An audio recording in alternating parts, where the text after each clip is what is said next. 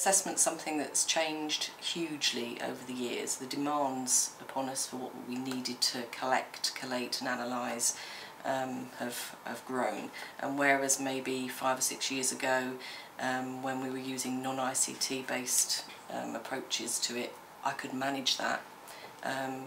The demands and expectations upon me in that role now are such that I couldn't manage that effectively. So we now use Assessment Manager and have sort of a combination of other ICT based things to help us analyse the results, which makes it more efficient and effective for me, but most importantly means that other people can have access to the data more easily, have ownership of that data. Previously, assessment was done, after marking the sheets and you have the assessment data, you would have to go through each individual child for numeracy, literacy and science, and put in each individual grade that they got within the sub-level. Then you would have to work out where they were at in autumn and then compare that to spring, calculate it for that particular child. So if that was for numeracy, you'd have to calculate how many sub-levels they had moved since autumn. You'd have to do that again in summer, compare that to spring, compare that to autumn, how many sub-levels have they moved for the year. And that's for every child, for numeracy, for literacy and for science. So you can imagine that's like, you do that over like 180 times. So yeah, it was quite time consuming and laborious. It's much easier because we used to have to do the shaded sheets, but it's much easier just to input your data on there and then it will calculate how many sub-levels they've gone up at certain points of the year. So it's a lot quicker and a lot easier for us, and it's easier to look at a glance than the previous way we used to do things. The new assessment procedure is definitely saving me about a good 3 days because I can do assessment within about a couple of hours really, whereas it took a few days before.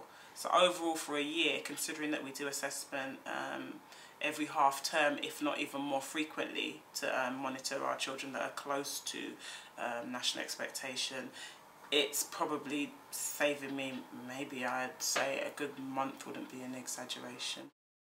In terms of sort of weaning me off a kind of approach that I'd become quite comfortable with, in terms of sort of paper analysis and assessment procedures, obviously things had to take place within the school. Everybody had to have access to the same data, be able to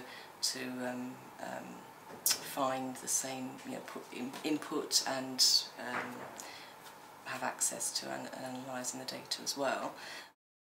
I think it just makes life a lot easier for teachers in general, because if we need to find the date of birth for a child, we can just go straight on there. Or if people need to find their surname, we can go straight on without having to go down to the office and pester them down there. Also with the assessment side of it, we can input the assessment data into Sims, rather than having to do it on shaded sheets, which was very time consuming, without having to count how many sub-levels progress children have made. It's all done for us. So I think that's been the major thing where Sims is concerned, for me anyway, just especially because I run clubs. I think that's the easiest thing. I can just type in and find out all the information about the children and it's there. I mean, the future is that we will have to keep evolving. Assessment demands upon us, external demands are changing again. We are moving towards a much more of a kind of APP, people tracking approach, which will have to, which we're only just beginning to understand, to be honest, as a school. But it will inevitably have changes, but obviously it's far easier to change something that's ICT based and can just kind of tweak the system a little bit than it is to go back and start a whole new system from scratch. We use it for behaviour notes. So, for example, in my class at the moment, I have a child who is very confrontational. So if there's another teacher sees her throughout the school and tells her off straight away, she's likely to run down the corridor and, you know, run into the playground.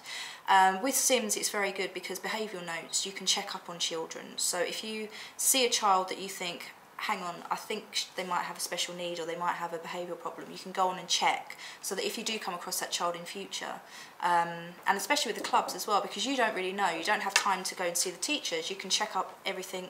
So if somebody's got an allergy or something like that, you can check it up on Sims. We never want to be in a position where assessment is driving our curriculum, so you know it's got to be a central sort of you know, an important part of our life at school, but it's got to be effective, but we don't want it to kind of take over, so it's kind of the thing, it's finding the balance, you know, it's got to come after the kind of learning and not before.